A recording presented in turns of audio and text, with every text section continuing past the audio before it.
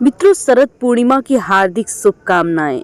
भगवान विष्णु सदैव आप पर अपनी कृपा बनाए रखे। मित्रों, अश्विन माह के शुक्ल पक्ष की पूर्णिमा को शरद पूर्णिमा के रूप में जाना जाता है। शरद पूर्णिमा को कोजागिरी पूर्णिमा और रास पूर्णिमा भी कहा जाता है तथा कुछ क्षेत्र में से कौमुदी व्रत के नाम से जाना जाता है। शरद पूर्णिमा पर चंद्रमा व भगवान विष्णु की पूजा की जाती है, व्रत कथा सुनी जाती है। आइए इसी क्रम में आज हम आपको चंद्र की 16 कलाओं से परिपूर्ण इस कथा को सुनाते हैं। मित्रों, क्या है पौराणिक कथा, क्या है प्रचलन, आइए जानते हैं। एक कथा के अनुसार एक साहूकार की 2 पुत्रियां थी। दोनों पूर्णिमा का व्रत रखती थी, लेकिन बड़ी पुत्री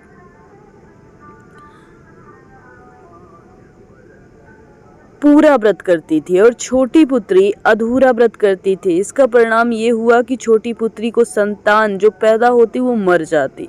उसने पंडितों से इसका कारण पूछा तो उन्होंने बताया कि तुम पूर्णिमा का व्रत अधूरा रखती हो, जिसके कारण तुम्हारी संतान पैदा होते ही मर जाती है। पूर्णिमा का व्रत पूरा विधि पूर्वक करने से तुम्हारी संतान जीवित रह सकती है। उसने पंडितों की सलाह पर पूर्णिमा का व्रत विधि पूर्वक किया। बाद में उसे एक पैदा हुआ लड़का, जो कुछ दिनों बाद फिर मर गया। उसने लड़के को एक पीढ़ा यानी पाटे पर लिटाकर उसे कपड़े से ढक दिया। फिर बड़ी बहन को बुलाकर लाई और बैठने के लिए उसी पाटे को दिया। बड़ी बहन जब उस पाटे पे बैठने लगी तो उसका घाघरा बच्चे का छू गया। बच्चा घाघरा छूते ही रोने लगा।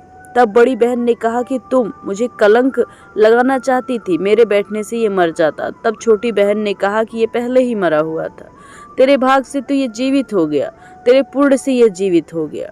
उसके बाद नगर में पूर्णिमा का व्रत करने का ढिढोरा पिटवा दिया गया।